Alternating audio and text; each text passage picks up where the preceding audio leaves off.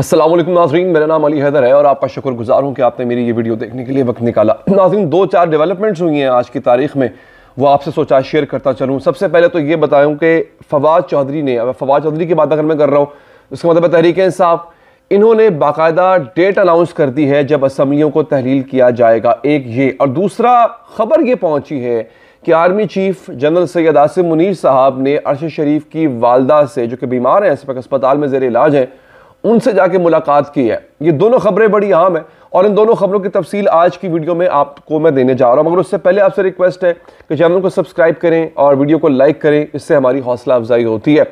अच्छा नाज़रीन, फवाद चौधरी क्या कहते हैं? फवाद चौधरी कहते हैं कि अगर तो हमें आपने, उन्होंने ट्वीट में कहा, मैं ट्वीट पढ़ के सुना देता हूँ आपको exactly.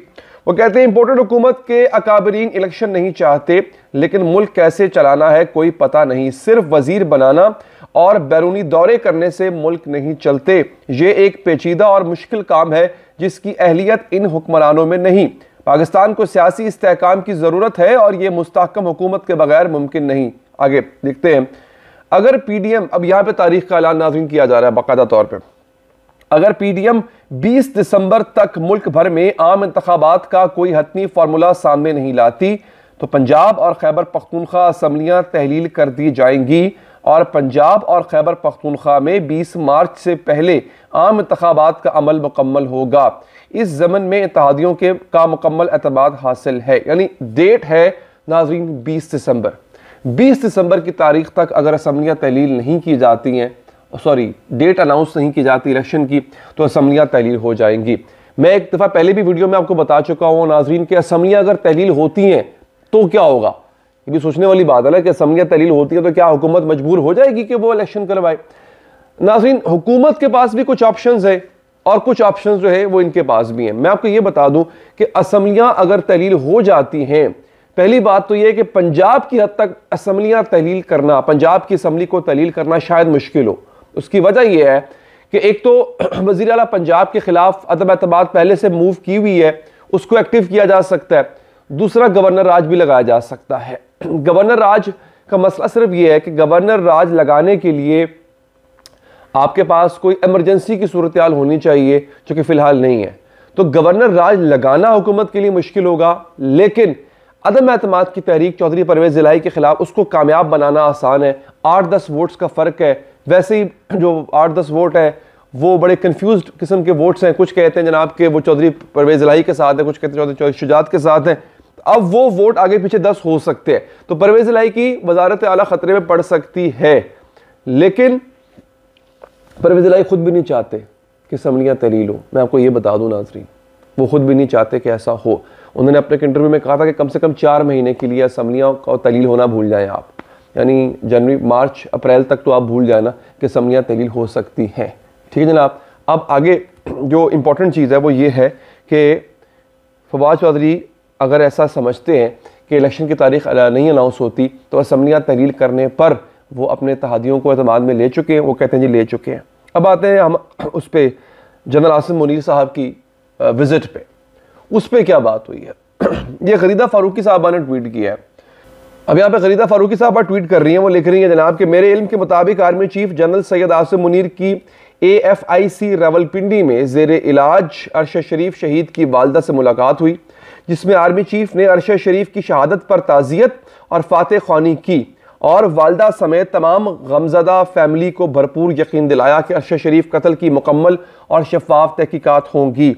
Army chief general Asim Munir ने अरशद शरीफ शहीद की वालदा से वादा किया कि अरशद शरीफ के असल कातलों तक ज़रूर पहुँचा जाएगा और इन्हें इंसाफ मिलेगा। वालदा अरशद शरीफ शहीद ने आर्मी चीफ की ताज़ियत के लिए आमद का शुक्रिया भी अदा किया और आर्मी चीफ की तरफ से इंसाफ की फराहमी की यकीन दहानी पर एतमाद किया। वालदा शहीद अरशद शरीफ ने आर्मी चीफ पर वाज़े किया कि वो और उनकी फैमिली अफवाज पाकिस्तान से बेलौस प्यार करते हैं, क्योंकि उनका इस इदारे से पुराना गहरा ताल्लुक़ है और इस ताल्लुक़ में दरार खलीज डालने की मज़मूम कोशिश करने वाले बाज़ बुग़्ज़ी साजिशी अनासिर भी कभी कामयाब नहीं होंगे। Army chief general Syed Asim Munir ने खुसूसी हिदायत जारी की कि वालदा अरशद शरीफ शहीद के AFIC में इलाज में कोई कोताही ना की जाए और बेहतरीन इलाज मुहैया किया जाए। अरशद शरीफ की वालदा ने army chief general Syed Asim Munir को ढेरों दुआओं से नवाजा और मुलाकात दोनों अतराफ से खुलूस नीयत और एहतराम पर मबनी हुई। अब मैं आपको ये बता दूं, ये बड़ी इंपॉर्टेंट खबर है। क्यों भला? इन्होंने ही, अरशद शरीफ शहीद की वालदा ने ही 4 जर्नैलों को नामजद किया था उस दरख्वास्त में जो कि सुप्रीम कोर्ट में दायर की गई, और इन चारों जर्नैलों को जो है वो कातिल करार दिया गया था अरशद शरीफ साहब का। उसमें एक तो रिटायर्ड जनरल बाजवा हैं, दूसरे हाजिर आपके जो DGISI हैं जनरल नदीम अंजुम साहब, उनको नामजद कर दिया गया। उसके अलावा 2 और जर्नैल हैं और फिर कुछ और भी फौजी अफसरान हैं जिनको नामजद बाकायदा नाम लेके, इनका नाम लेके बताया गया है। अब आर्मी चीफ का जाना, फिर आर्मी चीफ का इतने अच्छे से मुलाकात करना, फिर उनकी वालदा की तरफ से भी वैसा ही रिस्पांस दिया गया है इनको, आर्मी चीफ को दुआएं दी गई, ढेरों प्यार दिया गया, दुआएं दी गई। तो अब कहीं ना कहीं हो सकता है ट्रस्ट बिल्डिंग की कोशिश हो, ट्रस्ट बिल्ड जो है नाजरीन वो किया जा रहा हो, ये बात हो सकती है। लेकिन सूरत हाल बड़ी अजीबो गरीब है कि आर्मी चीफ भी चाहते हैं कि अरशद शरीफ के कातलों का पता चले। तो सवाल यहाँ बहुत बड़ा है कि जो नामजद लोग हैं इस दरख्वास्त में, जो अरशद शरीफ साहब की वालदा ने दरख्वास्त दी है, क्या आर्मी चीफ उन नामजद लोगों के खिलाफ कार्रवाई करेंगे? ये बड़ा इंपॉर्टेंट सवाल है ना, कि क्या वो परसू करेंगे इस चीज़ को? क्योंकि देखें, बात यह है कि आर्मी चीफ सैयद आसिम मुनीर साहब को बड़ा अपराइट अफसर कहा जाता है, इसमें कोई शक भी नहीं है, वो होंगे भी सही।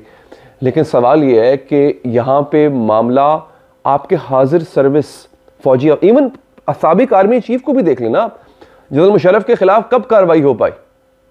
कार्रवाई करने ही नहीं दी गई, जो सच्ची बात है। मैं यह बड़ा बांगे धोल की बात करूंगा, जनरल जो थे मुशर्रफ साहब, उनके खिलाफ कार्रवाई नहीं करने दी गई। तो चे जाए कि जनरल बाजवा जो अभी अभी रिटायर हुए हैं, उन पे कत्ल की साजिश का इल्ज़ाम है, उनके खिलाफ कार्रवाई हो, फिर आगे चल के वो हाजिर सर्विस फौजी अफसरान, उनके खिलाफ कार्रवाई हो, तो ये बहुत बड़ा काम है। और ये, लेकिन अगेन आर्मी चीफ ने वादा किया है कि हम असल जो कातिल हैं, असल कातिल, ये अल्फाज फरीदा फ़ारूकी साहब के ट्वीट में है कि असल कातिल जो है उन तक पहुंचा जाएगा। तो ये एक बहुत बड़ा सवाल है जी, देखते हैं, लेट्स सी क्या होता है। वीडियो को लाइक कीजिएगा, चैनल को सब्सक्राइब कीजिएगा। मुझे दीजिए इजाज़त, अल्लाह ने के बाद।